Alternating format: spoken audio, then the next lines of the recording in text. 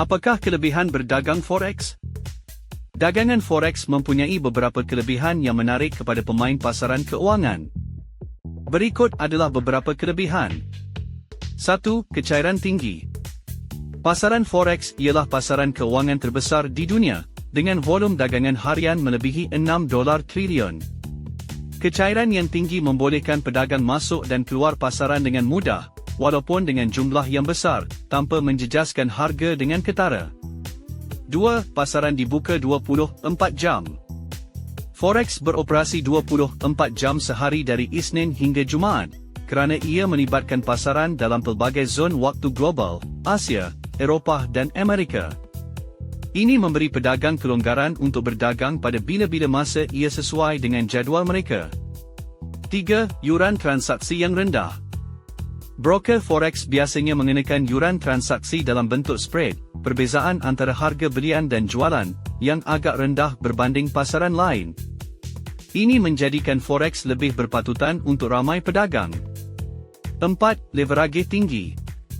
Forex membenarkan penggunaan leverage, yang membolehkan pedagang mengawal kedudukan yang lebih besar daripada modal mereka. Contohnya, leverage 100 bermakna dengan $100, pedagang boleh mengawal kedudukan bernilai $10,000. Walau bagaimanapun, leverage juga meningkatkan risiko kerugian. 5. Akses mudah. Dengan perkembangan teknologi, dagangan forex boleh dilakukan dengan mudah melalui platform dalam talian, aplikasi pada telefon pintar atau komputer. Banyak broker juga menyediakan akaun demo untuk belajar tanpa risiko kehilangan wang. 6. Potensi keuntungan dua hala. Dalam forex, peniaga boleh mendapat keuntungan daripada kedua-dua kenaikan, panjang, dan kejatuhan, short, harga mata wang, sekaligus memberikan lebih banyak peluang daripada pasaran saham yang umumnya hanya untung daripada kenaikan harga. 7. Kepelbagaian portfolio. Forex boleh digunakan untuk mempelbagaikan portfolio pelaburan. Mata wang sering bertindak sebagai lindung nilai terhadap inflasi, ketidaktentuan ekonomi atau pergerakan pasaran saham. 8. Banyak pilihan strategi.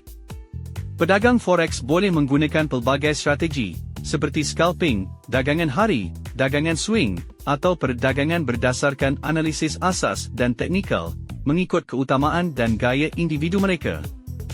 Walau bagaimanapun, perlu diingat bahawa forex juga mempunyai risiko yang tinggi, termasuk risiko leverage, turun naik pasaran dan risiko psikologi. Untuk berjaya, anda memerlukan pemahaman yang baik, pengurusan risiko yang betul, dan disiplin dalam perdagangan. Terima kasih kerana menonton video ini.